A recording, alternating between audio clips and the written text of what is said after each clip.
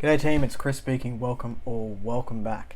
Today we are going to be talking about pubic hair. Yep, you heard me, pubic hair. Couple of content warnings for this video. If you are uncomfortable with talking about your downstairs or anything to do with the pubic region, then it's probably a good idea to click away from this video now. The reason that I want to talk about that area and hair in particular is basically because I've talked about dysphoria a lot on this channel, and as you do, dysphoria is a very big part of transitioning, but I would argue maybe a bigger part of transitioning is euphoria, which is feeling good, or gender euphoria, feeling good about your gender expression and meeting, I guess, the idea that you have of yourself in your head through your expression of gender. Now, for me personally, and please remember that these videos are all about my experiences and my experiences alone, the bottom dysphoria that I had was mainly related to, I guess, the bedroom and societal expectations of that body part in a previous life when I was identifying as a female, and I thought that was where my life was headed. I had been told by male partners and even female partners that that part of my body needed to be completely bare of any sort of pubic hair if it was going to, I guess, bring joy to other people. Now, that's BS, guys and girls and anyone in between. It's your body. At the end of the day, it is your body and it is your decision what you do with that body part in particular, whether you use it or you don't. It's yours, and only you are allowed to define how you use it. It blows my mind a little bit that people think that they get to have a say in other people and how they express themselves, but hey, that's unfortunately the world that we live in and how people have been brought up.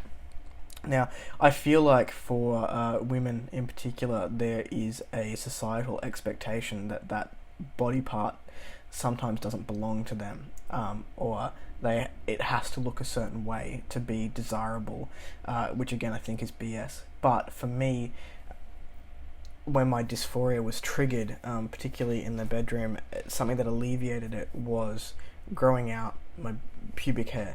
Now, that isn't going to work for everyone, but just having a little bit of hair there. Now, I'm not saying that it's, having a full sort of set of pubic hair would also probably make me dysphoric, but having just a little bit to sort of alleviate, I guess, as pre-connotations of that part of my body did alleviate some of that genital dysphoria for me personally, and it was a really powerful tool to use at my disposal, and it's something that I grow freely. So if it were to, I were to take it off and I didn't like it, well, I don't have to wait that long for it to come back.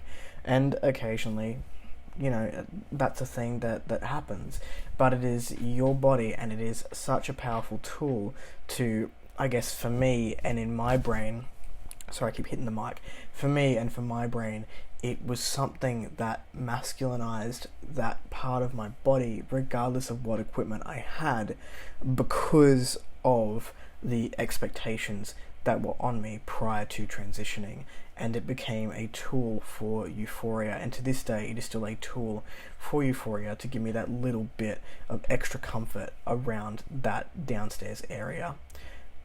That's it from me, everyone. It is just a short video to say that there are tools at your disposal which you can use that don't cost any money necessarily for upkeep, but it was something that I used and I still use to this day to help me feel a little bit more comfortable about my downstairs area when I do have those dysphoric moments.